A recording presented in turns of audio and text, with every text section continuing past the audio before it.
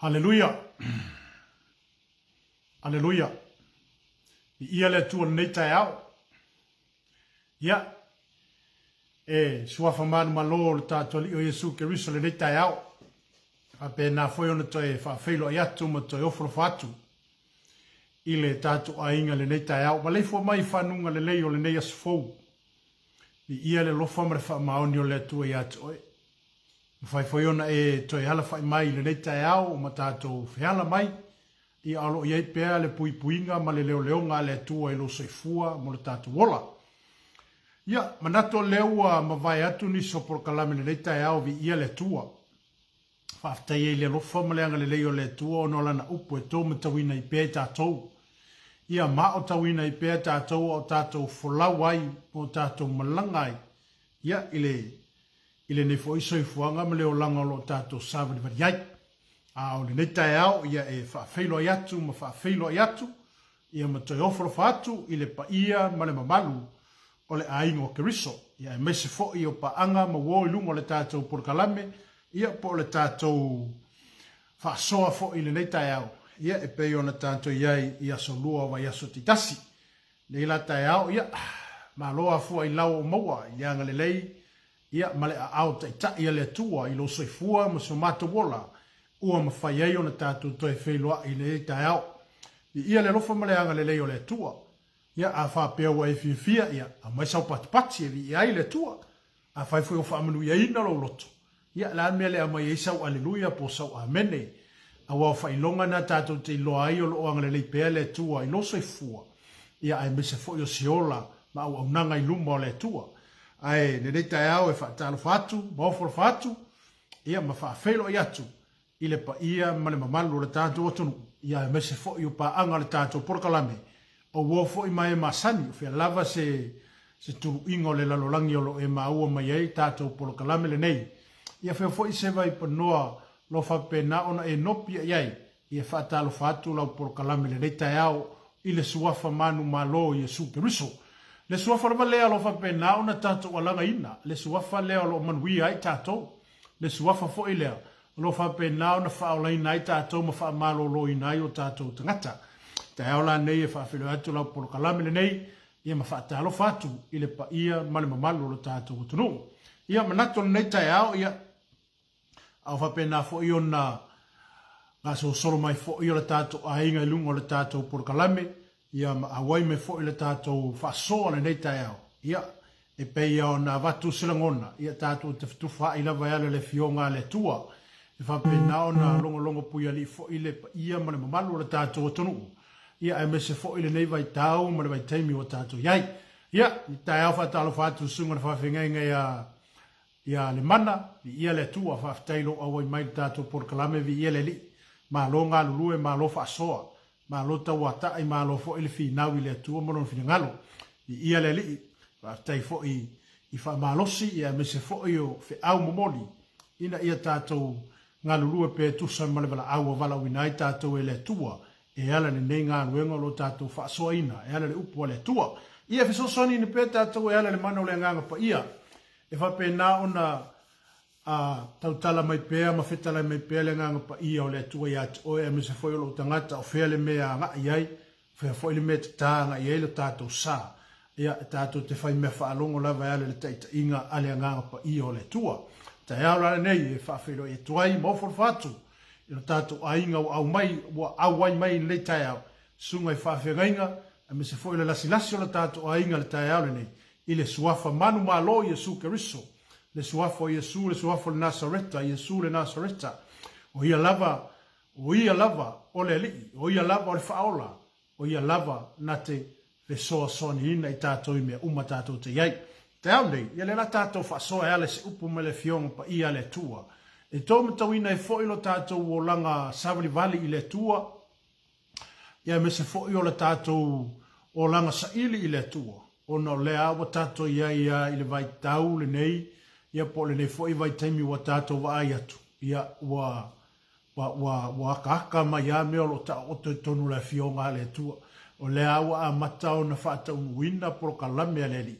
Ma ua ngai mai ale atua e whape nā ona whata unuina mea uma pei ona fola ina. ia mo mea lo fa penao na ta oto i te tono la na fiong pa ia. Te au la nei ia tātou mo le tua sta lo fo i mai. Ia ona fa a waule o le tātou por kalame le te au le nei tama. Mātou te whaftai la wa fio le nei te au. Ua maleifo mai lau whanau o mātou wala whai mai le nei te au fou. Le te au manino ma le te au tuto. Le tai au e te whao popo ai se isi o mātou wola o se isi malos. Mātou te vivi ia e mo mātou whape atu le tua. Se ana le iai oi a te mātou se manu mātou te leo lia mai le nei tai au. Ai whaaftai lau pui puingo o lau leo leonga ma lau taita inga ilo mātou wola. Ua mawhai ai o na mātou te tu vai mai le nei tai au. E te au mai alo mātou wola. Ia inisi o a inga le tua wala whai mai ilo i mata le whano noa. Ona ua motusia mafutanga mama e ma ainga ile nei tai hao. Ai whaafitai lo walofa ma lo whamaoni. Wa e whaasopolia le malanga na liu le oti lunga ia te i mātou. A uafe mai lo wanga le lei lo mātou te mā. O mātou loto fia fia ia te oi. O mātou nganga whamanua ele i lawa fio te mai. A wawa e whaia mea sili ma mea matango fie. Mo i mātou o lau whanau. Mātou te talo le tua, anga le lei le tua, i lo ainga le nei tai hao. Hanga i mai le tua e ala fwesa mātou whaasoa e ala i la upu le li ie. E lo i ate i mātou se ato toa. Ai mātou te whaalango lango i ate o le ato toa ai me uma. E te momoli ine i a ai o fina ngalo. Le ase upu e tō matawina ai mātou e ala i la ua fionga. Ia whapena o na tupu maola i o mātou loto. Ina i o mātou vava ai mo mātou whaatalitali atu. I lo toe fio whaalua mai ta mai. Nanga le leilo a inga le reitai au. Aga le leile tu e lungo le ala leo lo mātou te mai. Nā tia le whātau wa au tagata. A le vi ingai fo iatu i atu ono lo suafa Yesu. Amene. Aleluia. Ia, whātalo whātu i le. Whātalo whātu sunga i a whetu whauma iawa. Tai fo ilo a wai mai neta ea. Misa fo ili whantua i a Sarah Tanielu Pureta. I ele tua. Tai fo ili ngā ruenga whai. Mare ngā ruenga lo puno wa iai. Ia wa lava le visiona, ia mbale wala awa wala uminai e le tua. Whaafteile awa mai neta au. Ia manisio le tātou a inga wa. Wape nā ona iai le neta au. Ala tātou o se mata upu wa. Pe nā ona filifili ina le tai au le dei. Ile mātai o lusu funu ma le wha. O lota oto ai nā se mata upu. O lo whape nā ona whaasoa ai e su mo na soo i mea le au o mai i le teimi le nei. Po o wa whaasoa ai Yesu i ona soo. Ona o meo le atu tupu le vai teimile nei. Ia ma le soifuanga le te soifua mo tātou wolai. Amene, o le au tūla le tātou mata upu le tai au le nei. I o tātou matala ma sauni i le toia fio mai o Yesu. Amene. Aleluia. I o tātou matala. I o tātou matala mo tātou sauni.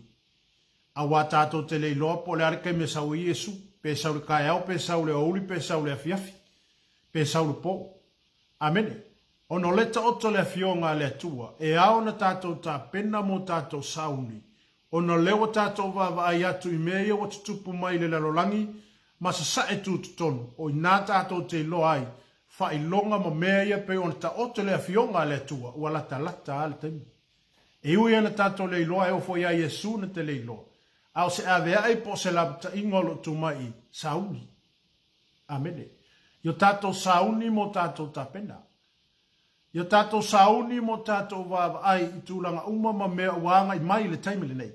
O whailonga ma ua lulu ina le larolangi. Yo tato tapena i tūlanga uma ia. Yo tato sauni mo tato nofo sauni.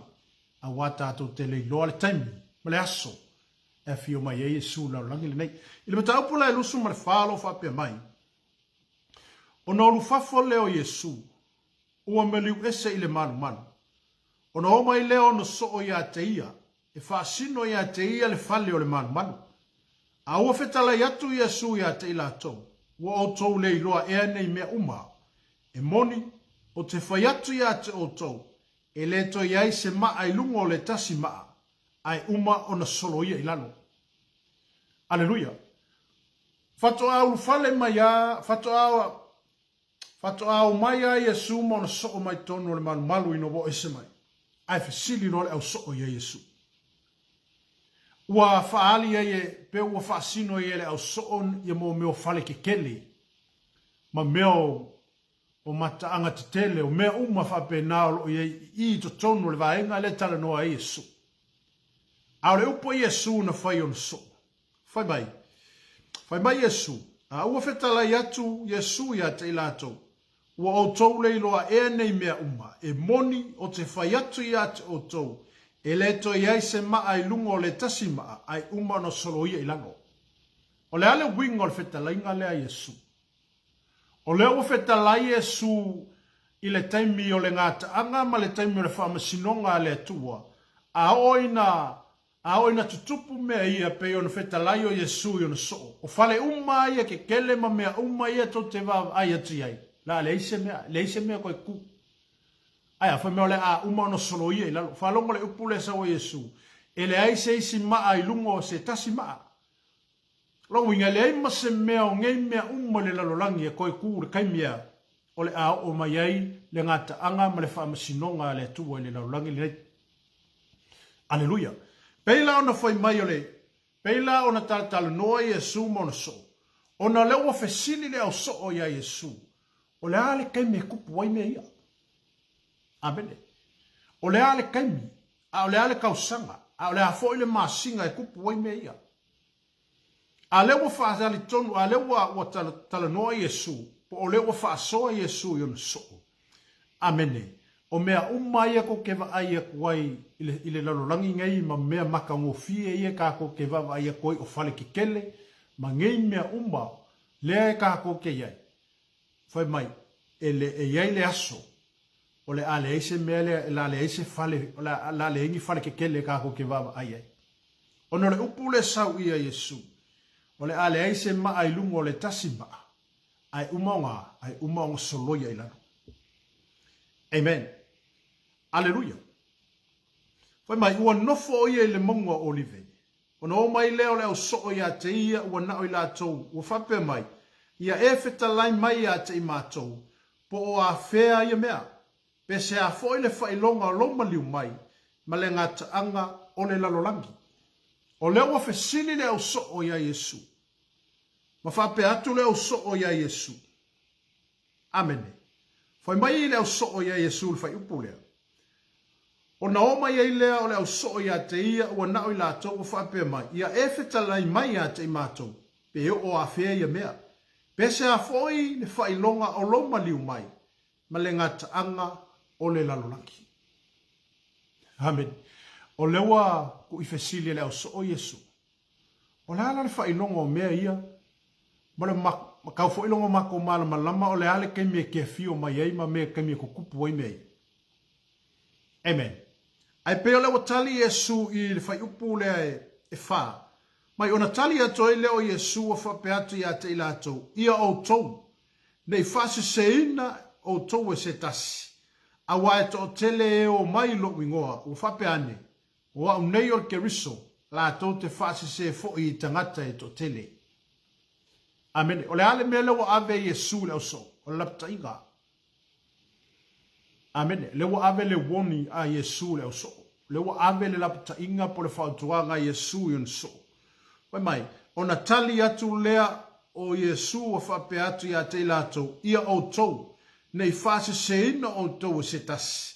A waita o tele e o mai lo ingoa, o whape ane, o wa unei or ke riso, la tou te whase se fo i tangata i to tele. O lesi lea vaenga ta ua o le tatou whasoa le tai aulene. Amen. O na a whape o le whetalai Iesu e kupu. O le wa kupu, o le whisiri la wa kupu, a le wa kupu. Amene. Ua fia ni perfetanga anisi fo yo perfeta la to te ua fia nga la ko fa pe mai o le aso fia le la o mai la laki. O le aso le o le afio mai e Yesu o le fasili nga kupu. Ele yese me nga kupu. O i la le fa sino tonu ya ile mata upule po ile tala no ai Yesu yo no so. O lo fa pe mai e Yesu. Amene. A waito tele e o mai lo wingoa, ua whape ane, o wa unei o le keriso, la tau te whasi se fo i tangata i tō tele. E au no whape atu i atu o le tai aolene. Ia e whai keke ai mo meo perfekanga papelo. E ile si perfekanga le umaku nge. Amen. Aleluia. Pero whakanga le whaiwhi au mea uli lenga whaiwhi meo le asolusu kolo se tema e fio mai e Yesu. Aleluia. Ale whisili ngā kupu. Amen. Ngā kupu re ngā mea. Ele e se mea ngā kupu. Waisia. Ono leta o te tono le fionga pa ia le tua. Mo la kuwawea i le mele. Amen. Ele whai upo e tolu suma le ono le whapea mai ai. Ia Yesu i ona soo. A o lea aso, ma le tu waso, e leilo ai e se tasi, e leilo lava e angenu i le langi, ua na o lo tama lava. E o ia Yesu nga ke leilo ke me sawai. E nga o lea kua apo long ka maa nga ke whailo inga ia ke ia le kai mea fio mai ai. Amene. A lea la pe ia avele la puta inga Yesu i ona soo. Lea whaila e mai le tua lalo po, lea whaila puta i mai le upo lea tua ia te i tātou. Whai mai. Ia e whai keke al me mele o le whaaseinga. Halleluja. O le whai ngō fia i o le whaaseinga o le kaka. E le whenka? A le whai mele apostolo pou. Ai o te whewhi. Ina nei whaaseseina. E pei ona whaaseseina i le ngatau ewa i le. Amene. E whapena whai ona le tonu o tātou manatu i ake riso. Aleluia. Loro minga. E ao na tātou whai tete mo tātou wawa ai mo meo le nganga whaasese. Kua kele ale mea ngā leo sau kai mingei. Amene.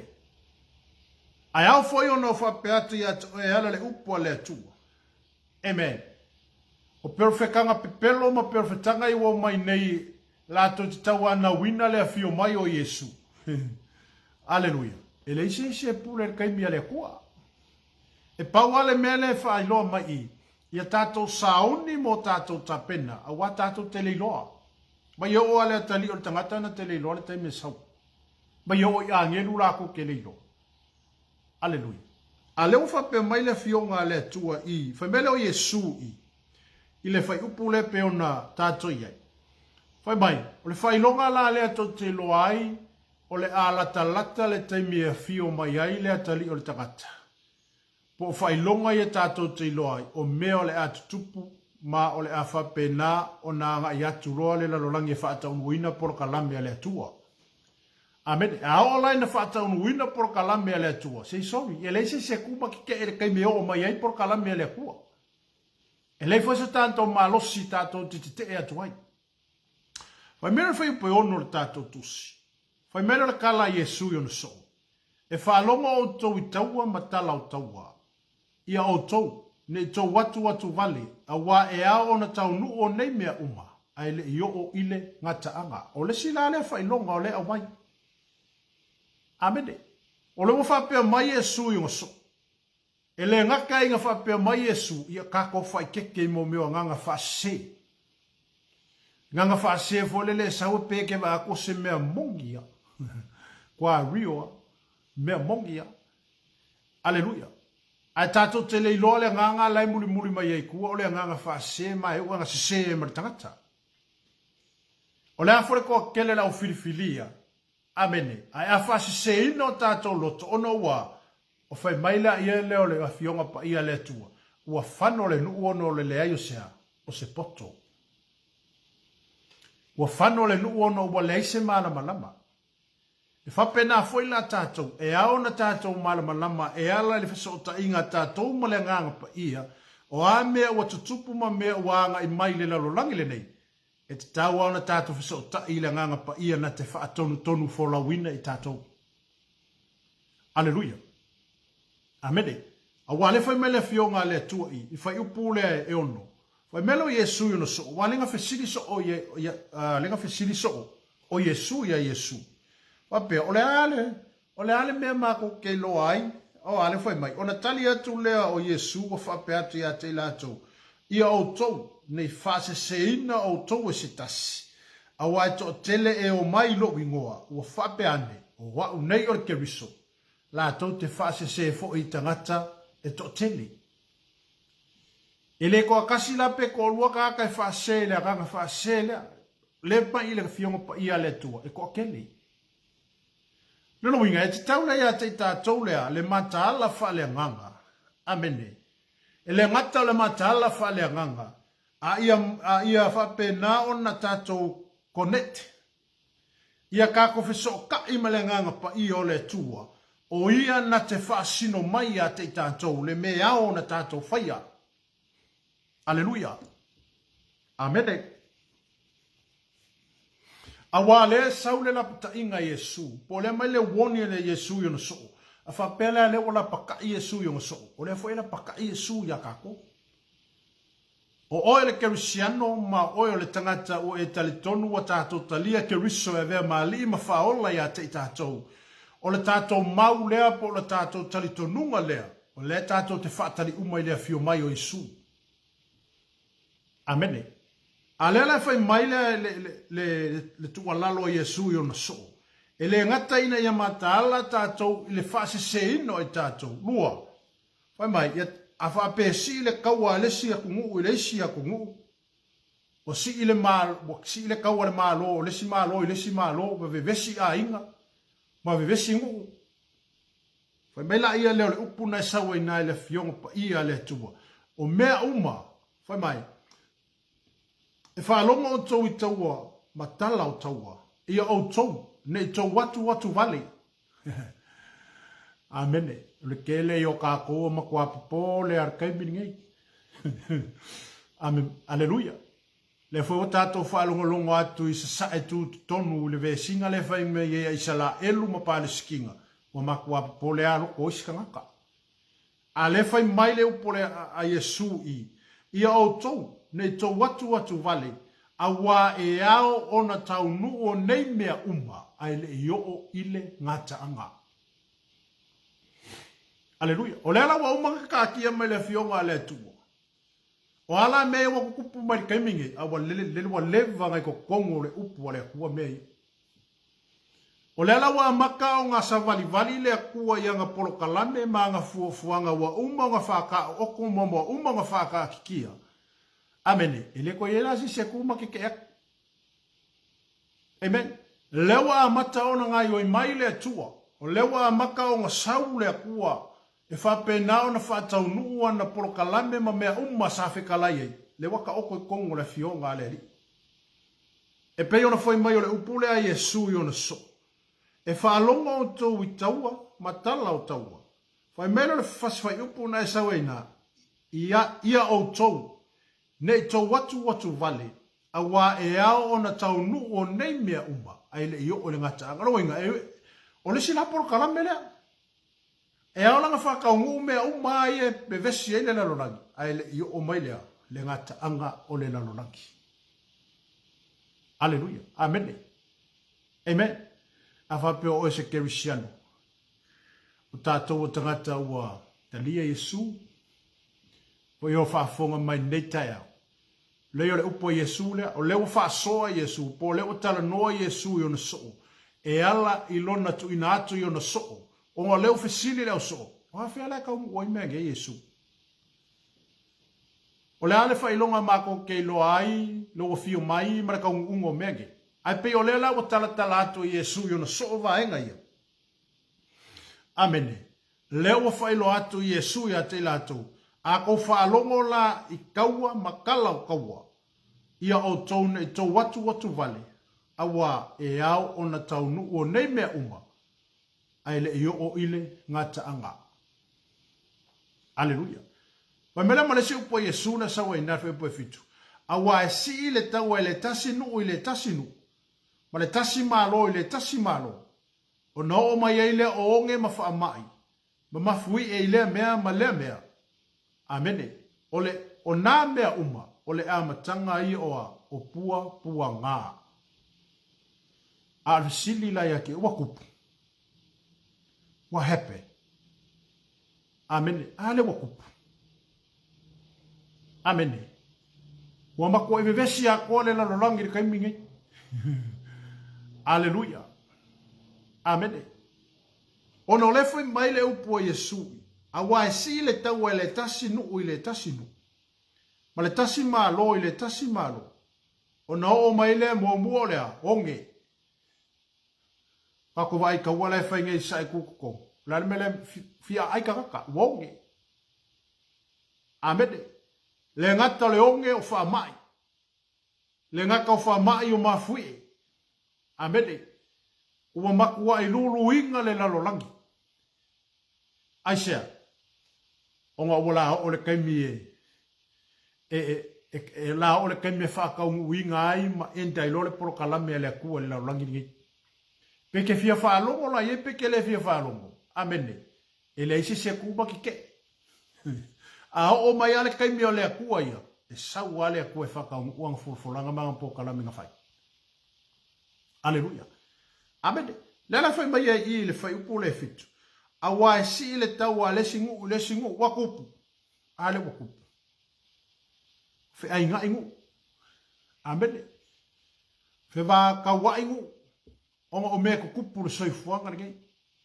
Ko kongo a inga. Wale ise mea le o koe vesi kaimi ngei. Aleluia. E mafua mai fea. Ona o leta oto le fionga le tua. Aleluia. O le kaimi ua a maka onga saule a kua e whakau umea pe onga ia wholofola inga le lau langi le nei. Amen. Lau inga aula ia tei tātou.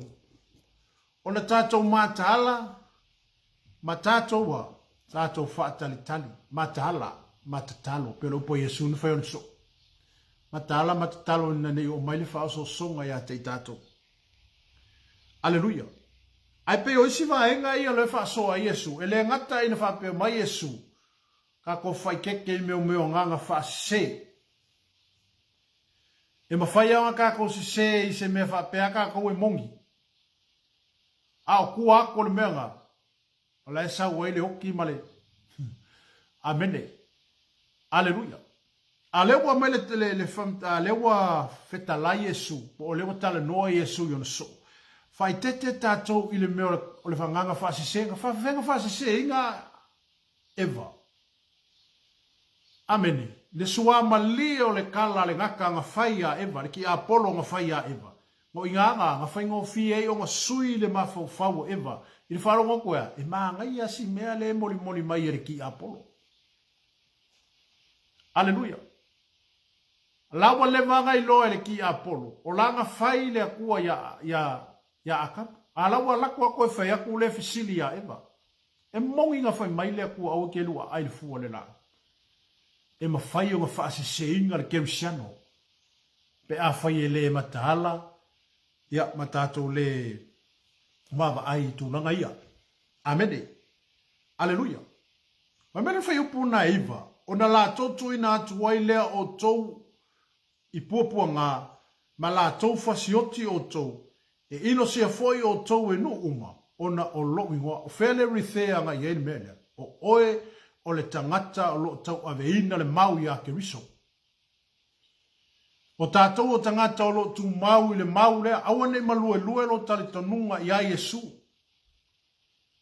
O ngā kaimi le whai mai a Yesu i, o le whai upu le iwa le whai mai ai, o na la totu ina atu ai lea o tau ia, i puapua ngā, e ku ingar keru siango i puapua ngā, o ngā lea, o nga mau. Aleluia. Amene.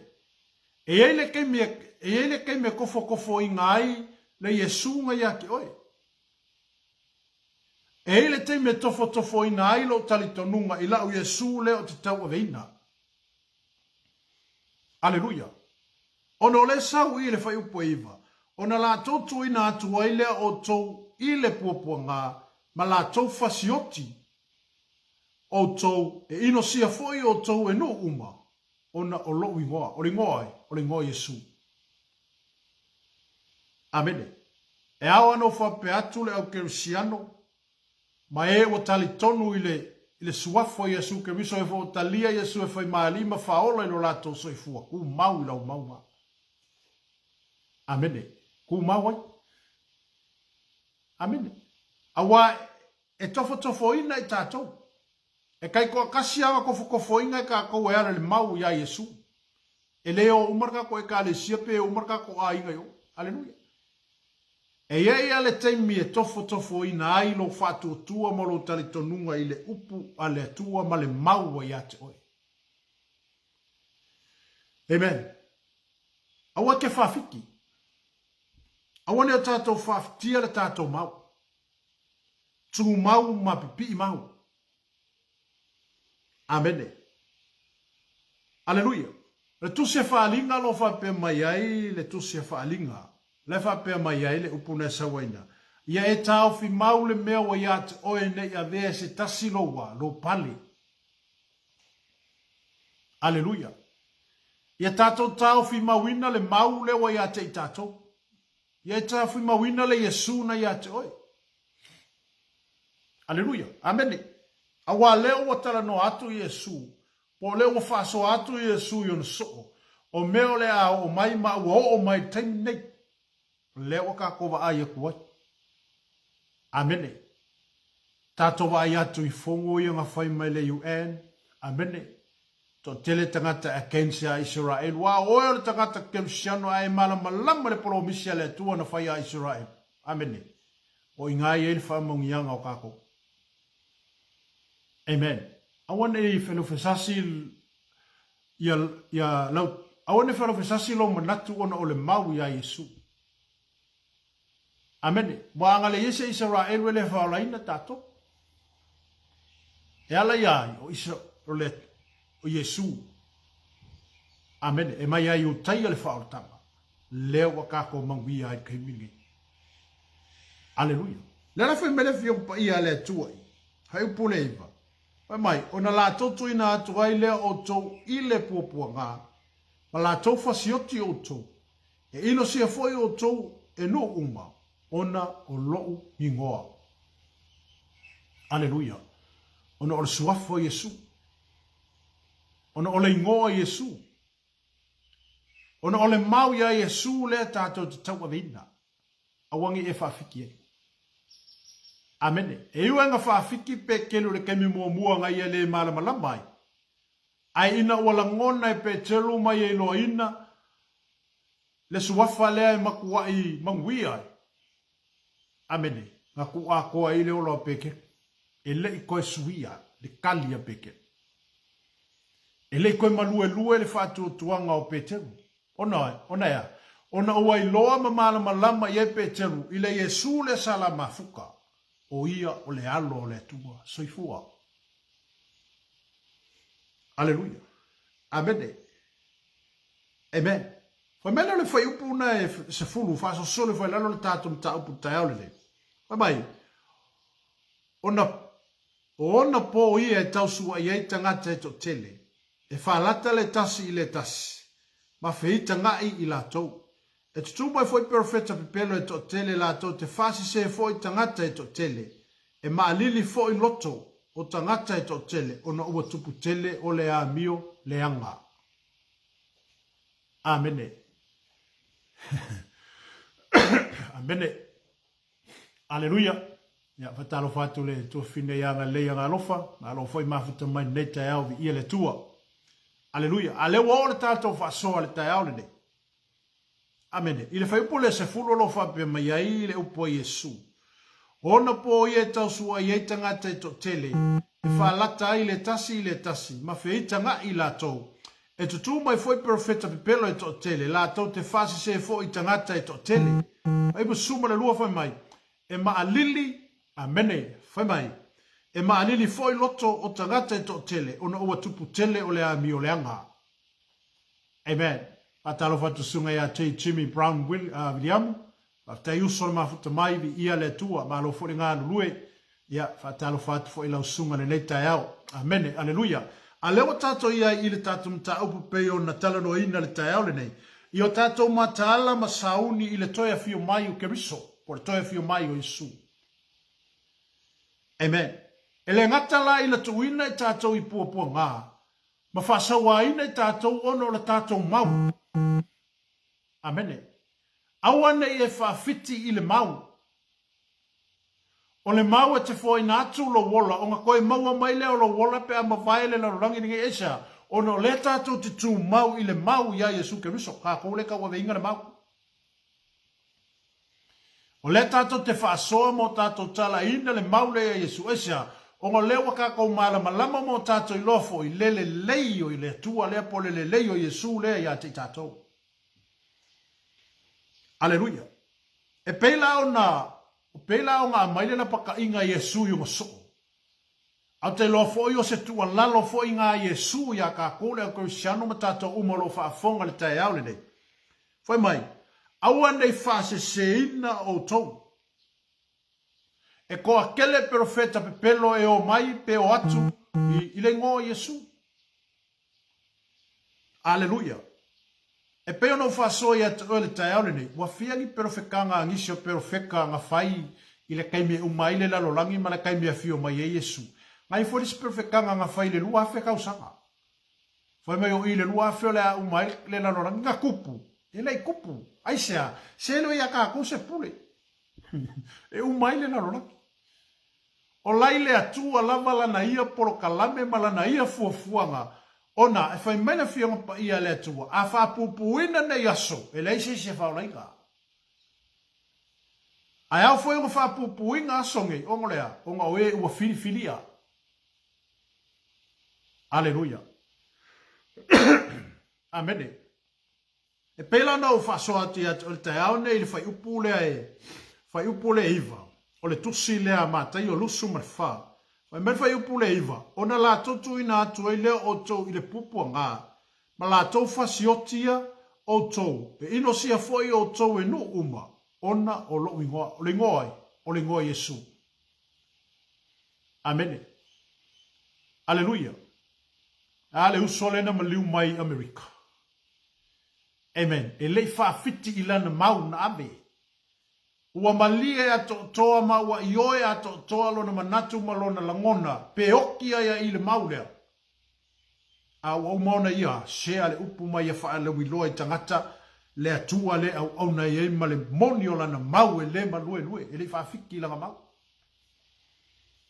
Amene. Ona yele te me tofo i nai lo tātou whātou tua. Maanga i mai ei mea ia te tātou. Aleluia. Amene. E te me e a whaki ei kākou matuina i tātou i pupua ngā ma ka loka kākou. Onga ole mau ia Yesu. Olea, a wā ai tau tala i la wā mio tonu pe tātou te whasoa i la mio tonu. E ime kukupu ia kākou. Amene. Aleluia. Amene. E peila na mai la upo le fionga le tua ma le whaasoa i Yesu tae aulene. Aleluia. E ui kako i mea, e whasio kia kako ongo le mau ia Yesu. E popua ngā kia kako ongo le kako le whaafikia o le sua whalea. Ai au no wha malosi ata oe le kerusiano le tae aulene. Ie tu mau lau mau, auange i malua e lua inga lo karikongunga. Aleluia. Amene. Ai au foi no fa peati at ole tai au nei. Ai ese perfekanga mai ke lo pai lalo ba fianga nga perfekanga ile ka un. So ese me o lailo wanga. Amen. Aleluia. Ai sea, ongo ko akele perfeka pe pelo yo o mai le lalo rangi le nei. O tele ala to falinga o tele ala to tala fai, foi me o le aso le fio mai e Yesu o le vai o le kausanga le o le masinga le. Amen. Awa kupu. Ele kupu. Amen. Aleluia. Ono lai le atua le pule. E peo le fai upule no fai tau ati ato. Aleluia. Le fai mai e Yesu. Yo i agelo le langi manga iele lorke me sawai ua nga o lona tama o le langi. Nga keilo ingar ke me sawai. A o lona ke me finga ngalo ai le akua le a saulo Yesu. Saulo. Amen. Ia ra pa kelo ka ko nga ngau winga fio mo Yesu. Ia fio mo ngela Yesu o le fale kong ka ko. Amen. Ka ko ke ngau le vave nga fio mo Yesu. Ai sei ka penga le nei ka ko ma. Aleluia. Ma fa ato to ta to ma ka ko ka penga le aso le sa waile ka mai ma moya le tua. Amen. Wa mera fa ipuna e fai upuna se fulu. Aleluia. Famai, ona po ia tau sua ia tangata e to tele. E whaalata ia le tasi. Ma feita nga i la tau. E tutu mai foi perfeta pe pelo e to tele. La tau te fasi se foi tangata e to tele. E maa lili foi loto tangata. E to tele. Ona ua tupu tele o le amio le anga. Lana mera kupu kaiminge. Kwa safa afia le amio le anga o ka ngakar kaiminge. Amene. O le ala wa kaungu upu o le fionga le kua. O le wa kaungu por kalame le tua. O le wa maka o nga anga imai le tua e whakaungu. Langa wholofolanga maanga por kalame. O le ka oko umo i ko kongo langa fionga pa ia. Amen. Wa le whaimere whai po se furu. O na po ia e tau sua i e tangata. O le ala wingo le tau sua i. Amene. O le wingo le tau sua i o le amu. Amene. Ele ngaka nga amu. Amene. Ai pe ula foi lele ya oe. Iskaka wa ula ya oe o ngau Yesu. Iskaka wa amu ya ke oe vape. Wa makua koe whawari wale. Se kulo. Wa upuanga ka kalefai mai a kako. Tau suai. Mangaku mawalalo. Mangaku foi lele vape le kaualoa oe. Le kaualoa kako. Amo le foi mai e su i fai pule se fu. Ona po i e tau sua i e tangata e to tele. E whalata i e le tasi. Ma fe i tanga i la kou. Io, e whalaka i e lesi lesi. Kio le kufasa moa fo i le wo fua. Amen. Aleluia. Po le ale bile leia lua mafukanga malau friend malau wo. E e ara kei me koe aki ai oile kwa maa. Aleluia. Lele foi mai e sui. E whalaka i le kasi. O le amena tupu i to tono o le au so. Amen. I le mafutanga i Yesu mo na so. O whenga whalaka i Yesu. E le whalaka i Yesu i kua. I kua o le li o lea. Ma whalaka i Yesu i ko kongu o le li o lea. Amen. Vai. Whaku fo i whainga. Ele whinga ka ile ki a polonga sau, ele whinga ka ile nganga whasisere kangaka. Pe a le matala. Amene. O lasa ia yuka i kongu i, o le so o nga kofia. Sa whaalongo i upo Yesu ka kaukala, sa ai i wawenga, sa pupula i wawenga. Amene. Ai le ane mele ka amili ile mafofau. Ele o kari kongu le melea. Ua whaase se inga. Ewe alange ko kongo le whapukupu konga le po ko kongo le mele le li ole yeile au so ma Yesu. Ai ese le mele ya nga yeino ma mafofau. Aleluia. Ua whaase se ina, wa ia whata ua ina manatu se e au mai a te ia. Ona ia whatanga ina leo le mese se e sau ko kongo e pu lea lo na tangata. Aleluia. Amen. Ale na whaiale upo Yesu. E whakaungu ua ale poro kalame nga sauwaile a kali o kangaka. E le whapea a mea ale saule a kali o kangaka unga le kaungu le o le whaasakalo ingo Yesu le no. Upo le Yesu nga whaie. E whai mai e tā lofa i atu oe le tangata o le a whalata ina le a tali o le tangata. Sa siringa e le whangau mai. Upo Yesu nga whaia yuka. O le makua whaia singa mafa. Aisea, pe ua sai pe ua ti ngare fina ngalo Yesu, e a ai whakasi e maa fuka whakasi. Amene. E tala noa ma whaasoa whakasi. Ai, e sele anganga lai ka vili ko kongo yuka. Ia, e leo whape ngā sisi o rua maa fuka rika. O lea e ke kala ngoa ko ame e whaasoa aku i melele. Ai, e seale mea lai ma whau ye. Amene. E ke kalango aku mai whaaso aku i le o le akua, e ke kalango aku i mea mangui ai le soifua le ola, e ke kalango aku i le anga i lunga i ala i le kala le e Yesu, amene. Ai e sale mea lai mawhau iei. Ale foi mai le fionga le tu, ale ala wakako o kongo iei le vai kaimi, ma le vai kau le nge wakako iei. Sole. Makua ese arka avi lingo le lorolangi lo iei le kaimi nge. Amen. Le ala o tau no ele upo Yesu. Amen. Aleluia. Amene. Oi mai. Ona po ia tau sua ia tangata e to tele. E whalata ia le tasi. Ma feita nga ia ila to. Kia ngole nganga le ikale were ke mingi ona makua makau kia. Amen. Le nganga le ika. E o ar kerusiano. E ar kerusiano ona makua ikale nga. Amen. Au isi a vaenga o lo tato whatanga ina e alele anga Ameriki Apollo. Le mawhainga kala yoka kowango, ma sawa ile anga le mangofa ko kongo kako, ma kiri kupua e ala mele. A leo fai mai Yesu i fai pule se fu. O na po ia, o nga po, whea po ngewa kako iai. Aleluia. Amene, mai ona po ia, e tau sua iai tangata, e vai mai kangaka e ki oe pe vai maulalo i kangaka ia kako. Aleluia. Amene, e fai i lau Yesu ngai ke iai. E fai i lau tala inga po lau. Yesu foi leo ke kala ia. Lako ke kuma walalo inga oe. Upu fai, upu kau suai. E kau wemu, e a amu. Aleluia. Alau foi mai Yesu i vai pulesu. Ele ngata la ina tau suai. Amene. Ai foi mai. E fa lata ai le tasi. Ma feita nga i wakupu menga i o le kele i o lau fa lakale. Amene. Aleluia. Amen. Kele lau fa laka. Amene.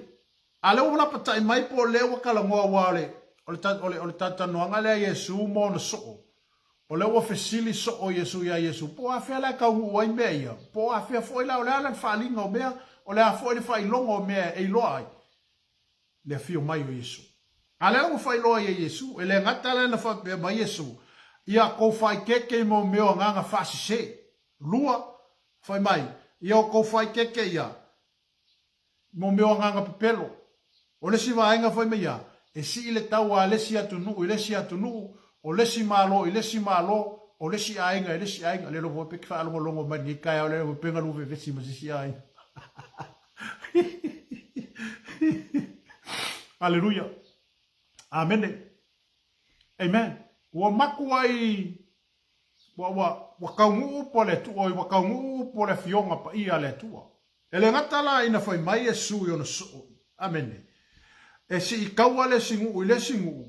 E si I kaua le si malo i le si malo. Fai mai lau mara fai po sumaritasi. E tutu mai foi profeta pepelo e to tele la to te fasi se foi tangata e to tele. E le ko la ikila, e le ko kasi pe ko lua kaka i fasi e ko kele. E fia perfecta e kau mai. E le ko lua foi pe ko kasi e ko kele. Amene.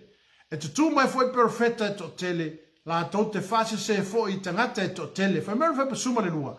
E maa lili foi loto tangata e to tele. Ona ua tupu tele lea. Lea mio leanga. Ola lea lua lea mio leanga le ye. Amene. Ua maa lili loko kangaka. Aisha. Ua kupu kele. Mole meo lea mio leanga. Amen. Amene. A oare kerusiano. Ma tātou o tangata kerisano, tātou o tangata o whaolaina po, tātou o tangata o talia keriso. E whai maali ma whaola ilo tātou o langa. Amene. Ia tātou matala, ma ia tātou wawa ai mea ia. A lulu ina o le kerisiano. A wai ke vesi. Amene. A lulu ina lau mau. Se o lo fia fianga le ngā. Amene. O le tātou wha moe le nā, o le tau ave ino le mau, ia au le tātou mau. Ia au le tātou tala inga e ala i le mau o tātou tau fi mawina, ma le lefe fo iae. Amen. A wau le sikakae e alanga ma alusilanga mau o le ko akeli. I ola o le anu. Amen.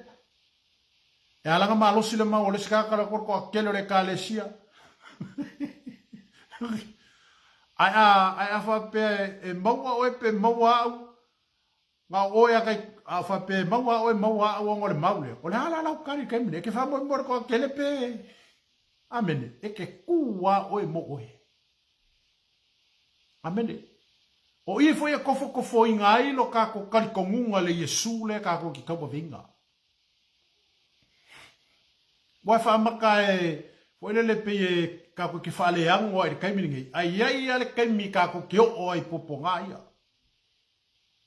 Amen. E ale kai mela ko ka se ku lo ku wa ku le fanga I lo mo alu ma fesili aku ya ki oi. O ai ke kali kongu iai. O Yesu pole. Amene. Awanga ngai kale ko e Yesu palo marfaka. Uma oe. Uma. Amene. Alawa. Ala ua au lau mau. Kele o faa. Kele oa. E tele o faa fikila il maule pe kele o faa fikia fo ele suafo Yesu. Onga ua e kari kongu mo kako kari kongu. Ile suafa lea. Lea na faa o lai nai tato. Amen. Lea la fai mai e Yesu i on so. Aleluia. Le ngatala ina fai mai Yesu. Aole si me fai mea. Wa maa lili lea lofa. Wale ise lofa. Wai vai e kai miringe. Wa makua i a makao nga sola le lofa. Aisa ua kupu kele le amio le anga o ka ngaka o le lalolaki. Amene. Wa maa lili le lofa. Wale ise lofa. Kele foi o mele ngei lalolangi wa e kaule kari kongu inga ka ngaka. Amen. Aleluia. Onga wa kupu kele le amio le anga. Wa sawa le amio le anga. Onga wa koi kiki a o le kaimi e. Fa muka i loa por kala mele a kua maso loia e sa i loa lalolangi ngei. Amen. Fai mana fai po suma le tolu. Fai pula suma le tolu o te fia. Amen. Fai pena ona. Aleluia. Fai na foi ona. Fata ua i tātou por kala mele tae aule. Fai suma le tolu fai mai. A o le tu mau se i o ile. Ngata aka. Longa winga. E kau mai ei. Awange i e malue lue ongo le mau. Ongo le fai mai Yesu i ona soo. Po le fa soa Yesu fai mai. A o le tu mau se i o le ngata anga. E fa ola ina lea. E tala ina atu foi le nei tala le lei o le malo i le atu lau uma. E fai ma moli mau ino uma. O no o mai ai lea o le ngata anga. Aleluia. Amene. A o le tu mau. Ku mau mapipi i mau. Aleluia. Po wafa fika uli ma me o mai aki oi ala e ke moli mau winga le sua fo Yesu. A e oki ai pe oki ai. Ku mau i lau mau. Aleluia. E uma le soifuanga le ngei. Ala wa ka penga e le kua le mangu malo. Le aso le ke la koi. Fa pale oi pale. Amen. Esia. Wa e ku mau mo kako ku mau le mau. Aleluia. Awa ni o tātou whaafitia le mau. Aleluia. Amene. Whai mai, a o le tu mau se i o le ngā taanga. E whaola ina lea. E tala ina atu foi le nei tala le lei o le malo i le atu laula uma. E whai ma moli mau ino uma. O na o mai ai lea o le ngā taanga. Mo moli. Amene. Ka lai le upu. Ka lai le whaola tanga. Aleluia. O le olanga le ngei le whai mo kako. O le lalolangi whai ngei pe o ngai whaalongo le amitanga o le tātou mta upu. O le anga whesili le au so. O le anga whai ka whaali. O le anga whai le au so ia Yesu. Su. Wai mai aku i whare ki kele ngei ma mea uma ngei e kukumai. A o le ana tala Yesu na whai ei. E iai o naso e o mai o le a. Le eise isi maa i lungo o le tasi maa. Ai umaunga soloia i lana. Amen. O lau langi langi le ise mea koe kua pea o inga o mai kaimi o le akua ma o mai whama singonga le akua. O fale uma ma mea maka ngofie mea umangi. Lalo uma. Amen. Aleluia. Awala tato te whawhiti. Ile mau ia Yesu kia biso. Amen. Wa le fai mai le fionga le tu fai po suma le tonu. A o le tu mau se i o le ngata anga. E whaola ina lea. E tala ina atu fo i le nei tala le lei o le malo i le atu lau lau uma. E fai ma moli mau i nu uma. Fai ma moli mau. Kala le lei lea o le tala le lei o Yesu. Amene. O le tala le lei lea tala ina atu. E fai ma moli mau e tala ina atu ia i ngu ma aku ngu uma. Amen. Aleluia. Fai merma fai pasuma le lima anga ilalo. Pe ai lo foi o tou le mea inosia. E whatafu nei nai. No foi mai ai ele perfecta o Tanielu. Ua tu i le mea pa ia. I nā mawhauwhauia. O le fai tau. I nā mawhauwhauia. O le fai tau. O e o iuteia i ono po. Ia la toso sola i maunga. O le o i lunga o le fale. awane ia luifo ia ave se mea ai lona fali. Amene. O le ua i le vau fo'i. Awane fo'i atu e ave ona ofu.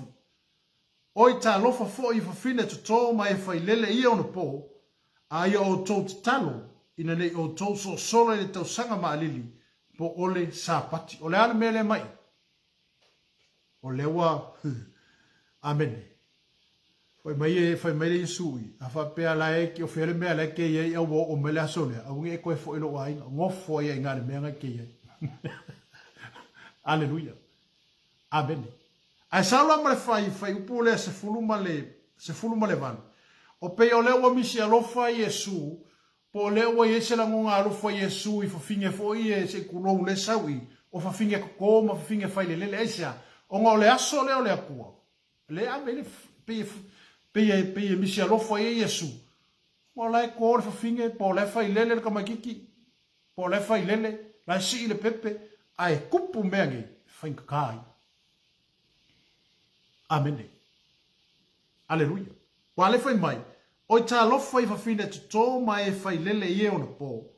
A ia o tō te talo. Ina nei o tō so sola. Ina. Amene. A ia o tō te talo. Ina nei o tō so sola le tau sanga maalili. Po ole sa pati. A wā o ia ona pō. E o ai le popo ngā tele. E le aiso na tusa talu le amatanga. Ole lalolangi. Uo o lava. Iona pō nei. E leto e wha pēr fo ia muri. Amene. Aleluia. Amen. Aleluia. Ale sau le fionga ale tu. A wā o ia no poe o ele pupua ngā tele. Ele aise. O le pupua ngā la le ke whakali e. Ele I kupu mua mua le mele. Lele whapea mai e Yesu le whai upo le lua sumartasi. A wā o ia no po. E o ai le pupua ngā tele. Ele aise o na tusa talu le amatanga o le lalolangi. Ua o lava I ona po nei, e leto e whapea fo I amuri. Amene. O le pupua ngā le la kako ke whakarikali e, e le whaingo fie. E mako e mamafar whasalanga le kua. Amen. A le tātou te a ngai atu iai, mo tātou sa vali a kua ngai iai, e leina si so kako e alo e sema iai. Aleluia. A wā o ia no po. E o ai le pupua ngā te. E le aiso na tusa tanu le amtanga babai. O le pupua ngā la le kako whakali ai. E le kukusa pei o le makanga mainga o le laulangi ke minga ma. Ka kofu e fo le laulangi I kongo le lolo. Aleluia. A lewa mai le whamalosi ai. Wa o le opu mai, opu Yesu o le kala ngoa I o so. O ngā lefe sini le au so. Mo lako fia mana malama. Amene. I le muta anga ma le ngata anga o mea I o le aho o mai. Aleluia. Amene. Amene. Famele no fai upuna e le ala o mai ai o pongi. Amene. Ka kaulanga ka ko saungi ai. Amen. Fai mai. O mea la iala ku kupu kai mele la o mai. E le ko e kupu amuri. Kau sanga iala saupe a uma e whamasingonga le kua lau langingi. E le ko e hepe e la le mea le nga kupu lau langingi. Mo isi a kau sanga la ngofo kupu whakasi e mo ke riso. Amene. Awa a umar whamasinonga le tua e sao le malo e whavavau mo kako wo le ola e whavavau. E le koe kupu la le mele nga kupu la langinge. I le mele la e anu iei. E le koe hepe. Aleluia. Manga ia. Amen. Wai look forward ye. Wai sao ye. Wai ka penga ye. E fai malu I kau kako fo I o langa ka penga mano kako o langa sa ili I le kua. A wa a kako ngau I se mea kako ke loko ye. E kako ke ngau a inga ia maua. E fa penga foi la lo kako wola I le langa ke misiano na tato sa ili I le atu. I o kako ngau inga ia kako wo uma I le ola e whavavau. Ongora manga onga ngau le kua ia kako. Aleluia. O le ala foi na laina mai e le tua Yesu Keriso. E fai le fa o le tanga mai e fai le lenga mo I tātou. Ona o le fina ngalo le kua. Ia iai oi, ia iai oi. Ma ia iai iau. I le mea o ienga ia. Aleluia. Amen. Na fai mai na fai upule e sau I le tātou tus. Amen. Fai upule e lua suma le lua. Fai mena fai po lua suma le lua. a le whapupuina fo I aso, e le whaolaina se tasi. Ai whapupuina I aso, ona o e ua filifilia. Amene. Ia vea oe mase ua filifilia. Aleluia. Ia vea ka kou mase ua filifilia. Ona ya, o ngā lesa uru ka mai mā moe so songa wharekua. O le wharekua lesa uru ka mai mā moe, o le aso leo, le aso le whapoiponga. Amen. Aleluia. Sa ili mali tamai mā moe I se whale tua. Aleluia. Oi, oi, wa. Le kale sia le se ili, o le kale sia le se pona, o le kale sia le se manu minumi. Amen. Aleluia. Ale fai, mai le fai po lua suma le rua I, lua se fuma le rua. A le whapupuina fo I aso, I le whaolainga se kasi. Ai a whapupuina I aso, ona o e ua filifilia. Mera whai polusu mara tolu, a whai ane se tasi ate o tou I onu po, whauta o inele keriso, po I la aua to te whalongo iai. Aua e tutu mai keriso pepelo, pa perfeta pepelo, la to te whai longa te tele ma wavenga, ina ia whasi se ai, ie ua filifilia lava, pe a whai e mawhai ai. Wai lai. E mawhai langa whasi se inga le kangaka ua filifilia. Pe a lea, makala. Pe a lea I se tātou matala. E mawhai ngā whasi se inga. A whai ngā whasi se inga le ngaka ewa I o lea makanga laulan. O le ara le mea la le mawhai ngā whasi se inga le kemsia. Ai ala mo whapea. Awang I whasi se inga kako. E ala nga kako se se. O ngā wā le eise makaala ia kako. Amene. Wa le eise kako makaala. Wa le eise kako kakana. Wa le eise kako angapongi. Ese a ngā mea I ngā lue mai ai lea kua. Mga lue mai ai lea kua. Ma whaali mai ai lea kua. Amene. Ia ki kako mara kako savalinga. Amen. A wale foi merfe polusu merfa. A wale tutu mai ke riso pepelo. Ia ole mea lea ole kele ngā rapa kai mai ai Yesu yonga so. Ma le foi e rapa kai mai ai Yesu ia kako. Ole nganga faa sisi. Uma kwa kele le nganga faa sisi le sa. Le no foi penga sisi se nganga faa sisi. Aleluia. Amene. Aleluia. Le ngaka o nganga faa sisi ile upo le akua le kele o nganga faa sisi o aku. E waku fai aku excuse for ia inga ia mau mai ese mea ia ki oi. Aleluia, e kako makala I mea uma whapenga. O ngā leo wa nga I mai foi ki a polo e sawe. Ilonga ia foi malosi. A wawa ngai loa. Wa pupu wao ngā so ile koe umilunga laulangi ngai. Amen. Alfai pofe e lua suma le lima nga ilalo le tato tu sifai mai fauta. Ua umua I tau ina atu ia mea ia te o tou. O lea, a whai la to te whai mai ia te o tau whauta o ile vau ia. Aua to te o atu iai. Whauta o ile a whiawhia ia. Aua to te whalongo iai. Awa e peiona emo mai o le wila I se sae. Ma malama atu I se sifo. E whapea foi ona sau o le atali o le tangata. Awa o le mea ua iai le tangata oti. E au whanga iai a eto. Le ale wingo le upu lea Yesu. Amen. E polusu mara ono na whai mai Yesu. O lea, a whai la tote, o whai polusu mara fitu. A wā e peiona e mo mai o le wila I sa sae. Ma malama atu ai I si sifo. E whapea foi o na sau o le atali o le tangata. O ngai whai longa la I o lea mai a Yesu. O lewa whaalia kuai I onso. O mea la ia e kukupu. A o ia la, e le lorke me sawai nga o ngā whaalinga ia wa au mai. A o loi lea tua lavar kai me sawai o ia. Aleluia. Amene. Whai mena le upure a Yesu e sawi. Awa o le mea ua iai le tangata oti. E au whanga iai manulele. O e au whanga iai a eto. Ioi. Whai mena whai polusu mre iwa.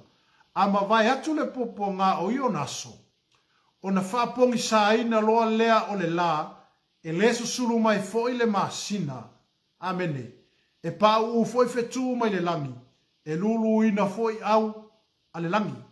O nei loa I le langi o le whailonga o le atali o le tangata. O le tau whaitangi tu I ai le o I tu a inga uma o le lalolangi. La tau te loa atu fo I le atali o le tangata ua sau iau o le langi. Ma le mana male malu tele. E sa, amene, e sauni atu foi e ia o ana angelu. Amene, male leo tele o le pu. La to te whaputopoto fo i e ua whiriwhilia e ia. Mai matama tangi e wha. E a mata i le tasi turu inga o le lani. E o i le tasi turu inga. Amen. Lo tala no Yesu i whai mai. O le mea iekanga ka oki. E o whanga i ei maaiko. O le lai whatu se Yesu whapea. A ma vai atu na le popo ngā o i o naso. O na whapongi sa ina loa lea o le la. Amen. Aleluia. E ele kaimi lewa e whaafonga le upo le akua. E ele kaimi ke le koi loa ise maka le la. E ele kaimi ke osa koi whafo o makua le ise la ua pongi sa whasolo a kua le lalaki. Aleluia. Ale taotoi. A mawai atu le popo ngā o i o naso. O na whaapongi sa ina loa lea o le la. E le susuru mai foi le masina. E pa u foi fetu mai le langi. E lulu ina foi au le langi. Wa mena fai patol se fulu. Ona i loa ai lea i le langi o le fai longo le atali o le tangata. Ona tau fai tangi tu i ai leo i tu a inga uma o le lalo langi. Isea, o ka ngaka i nga lako whasaka uro inga Yesu. Po i tu a inga i nga lako a vea Yesu ma whasaka uro inga. Ua lako wa ayaku wa fio ma Yesu. Le lai maua i le mea lea. Kau fai kankui. O ngā, wa lako i loa inga. O le Yesu lea sa lako whasaka uro inga. Amen. Aleluia. Amen. O manu fai puna sawa ina. Amen. Aleluia.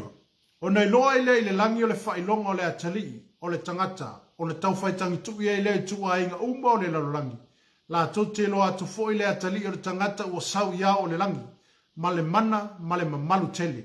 Mai, e awina tu fo ia o ana angelu, male leo tele o le pu. La tote wha poto fo ia ua filifilia e ia.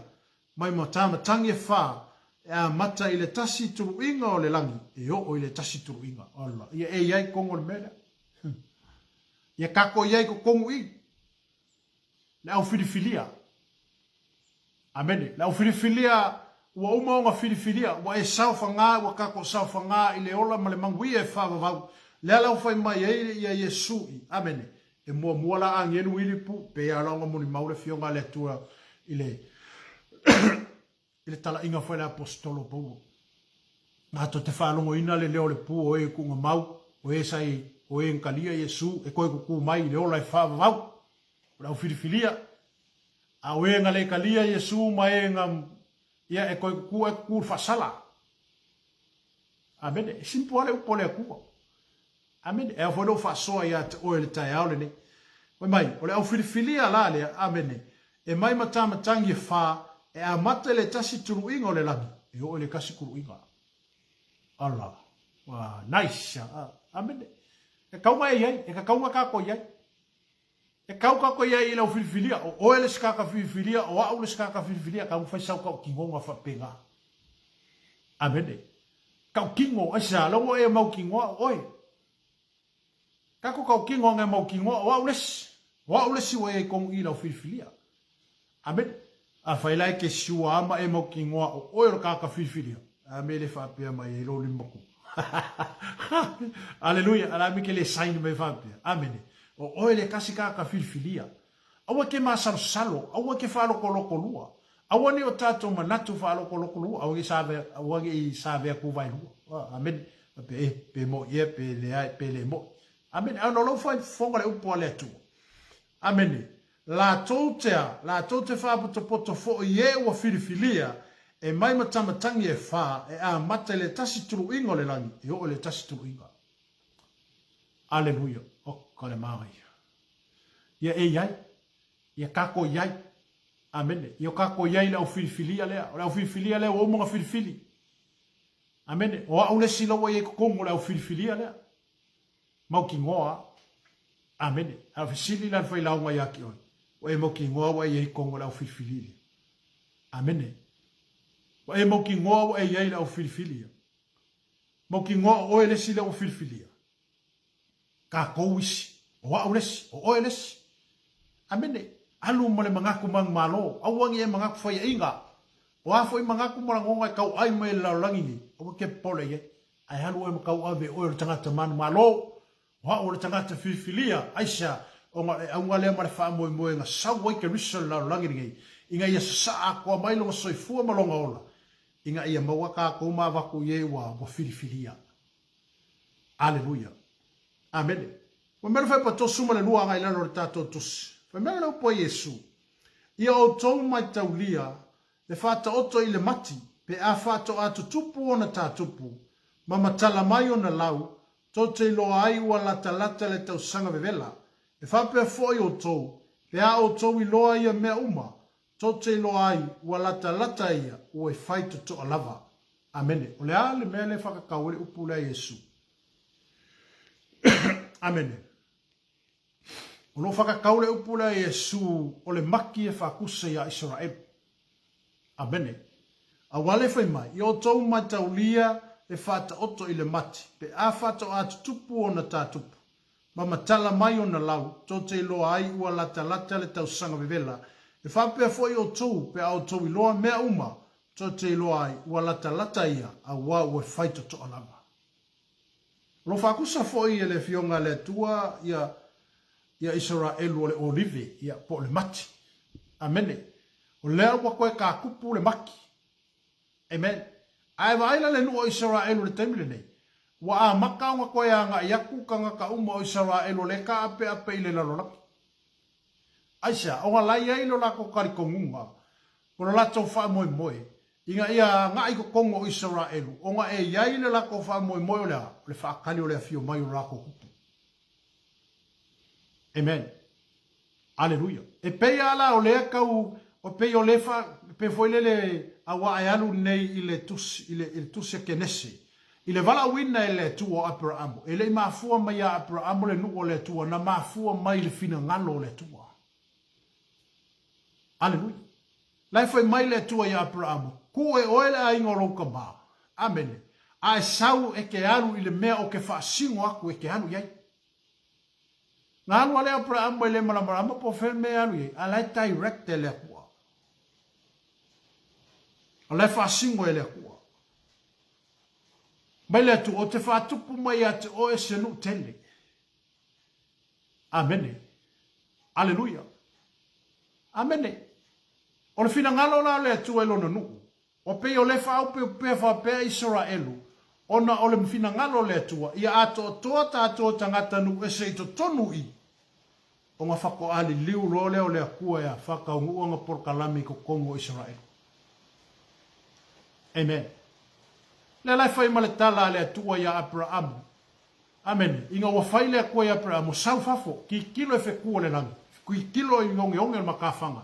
Whape ngā umare ko akele o lau whangau. Ai whangau mai Abraham. Ia e lua akali o Abraham o Isamaeli ma Isako. Au le upa le atua na fai Abraham. E le wala a winga le malo ia Isamaeli. O ngā ore kamar whawhingi polonga po le kamar akara. Ai wala a winga le malo ia Isako o ngā kamar forforanga. Amen. Alleluia. Pe oisi a vaenga lo fa pe nao ne fa vata wa iai Israelu ma Palestina kemine. Ia. O ngā orkua o iale, o kua o iai kongu i sa sae ku kongu. Ai o lo iai le, ai o lo iai le, o lo iai le mea tupu tu tonu sa sae tu tonu. Amen. E iai le kanga ke saingia le whenga le file mu ko kongu sa sae ku kongu. Amen. E o lai ele tangata ele o ali Amerikai miringi. Ai ele no pofela ku ulai ai. Amen. Nala foi mai le upo le tu le foi mai i a le fa solo ko arka kokus. O le koia nga ia kula o Israel ko kongo Israel. E o fa kali lo la ko besia e fio mai. La ia lo la ko kar kongu nga. E a fio mai o ko fa kali le fio mai o Yesu. O lea foi lea fa pe o er ke sano o Italia Yesu mo ka ko fa ko inga le maulea. O lea ka ko ke fa kasima Israel lea. Ile toia fio mai o Yesu. Lea ka ko ke fa kati. Amen. Alleluia. Amen. Pe mer fe po to sumre tolu. Amen. To sumre fa e moni. O te fai atu ia o to. E le ma vai atu lava le nei tupulanga. se ia o mai nei mea uma, e ma vai atu fo le langi ma le lalo langi, a o a upu, e le ma vai lava ia. Amene. Aleluia. O lale upo Yesu le fai, e ma vai aku le ngeia ngā kupulanga, se ia, fai mai, e le ma vai atu lava le nei tupulanga, se ia o mai nei mea uma. E le ma vai la kupulanga nge, se ilonga e whaka uinga mea i o whekala iai leo. Se ilonga e whaka uinga le porokala mea lea kua. Aleluia. Amen. Nala fai marmar fai upu le e tolsu ma le lima. E ma vai atu le langi ma le lalo langi, a o a upu e le ma vai lava ia. E ku mawala upu Yesu. E ma vai aku la le langi ma le lalo langi nge, a upu Yesu. E le suia. Amen. Aleluia. Awa, fai mele fai tolsu ma le onu. Awa o le aso ma le tuwaso e leilo e se tasi. E leilo lava e angelu i le langi. Ua na o lo te malapa. Wai vaile. Whambaunginga la leo le upule a Yesu. Yo alal ka kasoifua marka nga kaulele la langi. Nga kako ke leilo le kai mes fio mai a Yesu. Wa yo i a Yesu nga ke leilo. Yo i angelu le langi la ko ke leilo. Awa whai mai Yesu. Awa nga o longa ka mau le langi. Nga ke sila fia inga le kai mes awai. Amen. E ala mele, le ka waka ko kawanga, ule fio mai o Yesu. A fio mai le ngai, a fa penge a fio mai Yesu, ai le ka penga ma le saungi ka ko. Ole ana le kali o le meanga, ko fu uma ka ko seo. Ai fai mai, ua fatu ai mai i le le. Se ia o umatangata i lea, salamo. Amen. Ka penga, saungi, makaala, ka ko ka penga umai meanga, ka ko kele lopo ngei po ngei po kaiao po le ka usanga o fair kai me sawai ale leile a fio mai o Yesu la ready am sam ia ka ko. Amen. Fa pe me lo Yesu le o no le e me fa maoni u fali. Amen. Awa ko le songa le ko ka wa ka ko ni fai au mangi ki a kongo mangi ko inga. Amen. Ka fa kasi ka ko le au onga aisia o au onga ka ko o Yesu. O mea whainga luenga tātou o Yesu i ronga a au. Aleluia. Ai pe o leo a tala noa Yesu. I le vaenga leo le, o le whaasoa Yesu i ona so o ma le fesilia so o Yesu. O leo whai lau waka oko mai ina me ta upule nei. O leo whai lau tātou malama uma i mea i lau mai e Yesu. Ale o whaasoronga ko kupur kaimiri Amen. Le o whaasoronga ko kupur kaimiri Amen. Fai melo e Yesu i fai tosu marifitu. Ai pei o na po o noa. E wha pia foi pia saule a tali o le tangata. Awa e pei o na faya i o na po a o le i o i le lolo.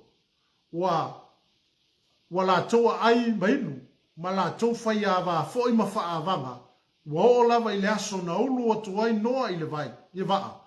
Na leiloa foi e i la toa. Ina se i o le lolo. Ma ave ese ina i lato uma o e wha pe foi pe a sau le atalii ole tangata. Amene. Wai le wakotu mai a Yesu le mele nga kupu kua i o. Le nga kupu iluma i o i le whengen kuai. Aleluia. O kala ngā ka le whai a oi ke shano. O le ke mori mawaku le upo Yesu. O le te tala i atu le wha o le tanga ma le toi fio mai o Yesu ma le unga la rolangi. O a kala la rolangi le whai a oi. Alu e sau mai mea. Amene. O kalanga lai whai a ka kule o Christian. Amene. E wha amu. Amene. E ulula ia ki oe malau wha o kapa. A le peo wha marama lama Yesui. A wae peo na pō noa. E wha peo foi pe a saule a tali o le tangata. A wae peo na whaia i ona pō a ole i o le lolo. Mai, wala toa ai mainu, ula winga le upuleo. Amene, fai paki. Amene. Wa makwa ingo ia kaule ua kua ingua ia o ngā. Wisi mea fai maia, wa fai a wā, ma wha a wanga. Amene. Ai ngā lako le loa le keiminga, ngā ulu a kua ingoa e maronga a inga i ko kongo le wā. Ngā lako le loa. O le fai le wha kusai le keimire ngei a kako. Amene. Aleluia. Le ale mele kupur kamingi. Kwa sao ale anu le meanga. Amen. Le alu le faa vanga ia male ami o le anga o makua sa sao. Amen. Le alu le aisa male maluanga o mea o ingunga o mea umafapenga. Ai ka ko kele mafau faule le. O ka ko manga kuma. Pele o le aso lea. Amen. Pele o le aso lea. Aveiro oi. Amen. Wanga le iloe ka ngaka inga fai paki o le lako kala foi langa fai a ngore kaimi nga fausi ai le va. Amen. A wai fai tau foi le fionga le akua. Ngā lunga fau le va e lunga le mauma. Amen. Ai fai e karaka haka e o se sami lunga i o. Le ko inga wa makua wa fa vale valea. Le ko inga wa amen o kala nga fai ai. Aleluia. Ala eka wala ngā ngoa o mai e fau le va. O le la sau le lolo. La sau ki munga. Ai fai mai e maulunga maunga. E umila au mako ki fe e iai. Amen. A inga wa sau le lolo. Ma lako lei loa. Aisea. Fai paki. Fa avanga. Fai ava. Ua makua i ka whiri sau ngore ki a polo le ngā kaimi i o langa o kangaka. Ai ngā lilo i a lako. Ua fa auru fale le a kua ngoa. Ma longa a inga malanga whangau. Ko kongo le vaa. O le aka o le whaorokanga. Amen. Penga uma mero kupula langi. Kaimi ngai maraka ko sisi umeanga le wakako iai. Amen. Wakako iai o ngapo walaka laka.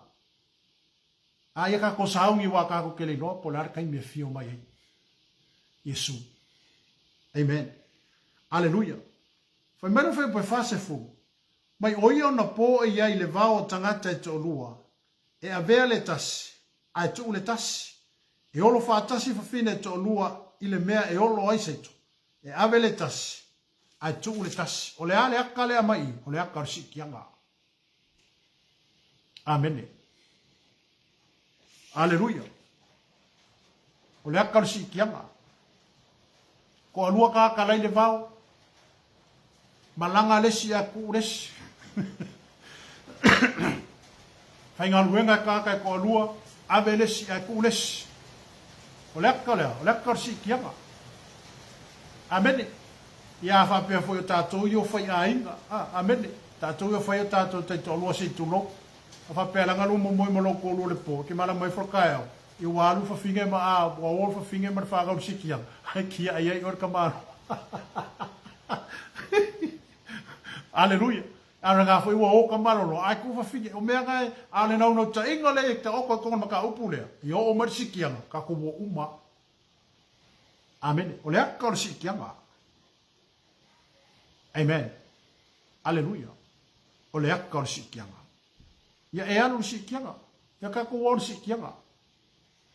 Ango le mele whawhaingo whiong kako wau ia kako ke le iui pupunga.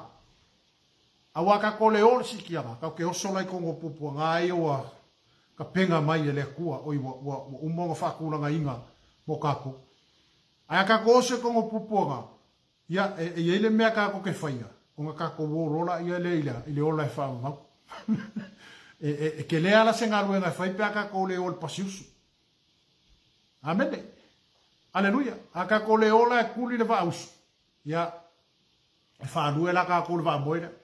Amen. E ila awala kako ke wia i le vaengalonga lua lea. Ia ai whanka. Amen. Ai a whapea ke oia le loko kele ma whai aunga e ui pupua ngā. Ia ma whapea ngā unga e osa koe e kipiro wau wha te kuro pe kipiro. Ia wale unga ngā pea kako le oia. Ile si kiaka. E kako ke ola i pupua ngā ia. Amen. Kako ke kofo i pupua ngā. Ia e kako ke sao fo i le ola e whaava. Awa kako ki ngā inga. Amen. A ole ale repta lea por si kianga. E whai ngō fia. Pea o si kia o Yesu i le langi iau. Ia whape ngā whunga si kia kako. Amen. I lope ke iau. Le lope o lai ai ke. Aleluia. Le lope o lai pe isi mea lai ke alwa ngai ei. Po lai avela ka vale ke wa ko e wa ku ka vale a e le le a kuinga. Amen. Aleluia. O mea o le ngai mai.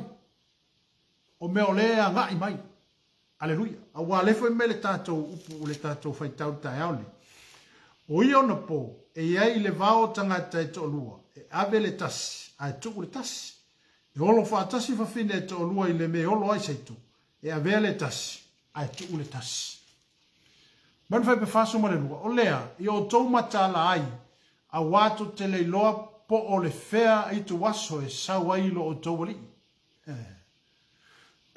Vai lea mai arku ala loa Yesu. Makaala, tatou mataala, matatalo. Amene, aleluia. O le manga onga le kongo i le, o le manga onga, amene, o le manga onga o le kua. Ia kako iei longa malo e whaavau. Pe opo Yesu. Amene, o te alo sauni, ia fai leise me sauni, o ke alu mo koe saula i e waku o ko, inga i e iei o ko whakasi mau, i le mea o te iei. E fia mafuka le kua mo e. Amene. E fia mafuka le kua makako. Amen. Aleluia. E fia mafuka, e fia whakalofa le kua mo e, fia whakalofa Yesu mo e. Aisea. Se ka wia lo kako kau ki ngā. Se ka wia lo ngā luenga. O lo ka lai, ma lo ko mau le mau. E pei o na tātou moli mawina, le alofa tu noa o Yesu. Aleluia. Amene. Amen. Amen. Peo le whasoa lea Yesu. Peo le tali lea Yesu ngā kali e yongso. Na ia, awa o manatu ia pola ngona ia o Yesu ngā whai onga so. Mua, whai mai. Awane ia, awane i whaseina o tō. Awa ko akele perfeta pelo. Aleluia. Amene. Rona lua, whai mai, ia tū mau mai si le kaua le singu, le singu. Le si malo, o ngā o mai eile o mea ia. O le amatanga leo popo ngā. Ia leo kako iei. Amene. Leo tato ai atu o kua vevesi mai fo ia sa e kuka kongu. Ona lea, tau sa ilinga ole. Tau sa ilinga po ai e pule. Amen. Ai o loo iai fo i por kalame le tua i tutono Israelu. Ia mare vaenga lo whape na ona tupu mai ai nei whawhitau. Ona loo iai fo i le por kalame le tua o uma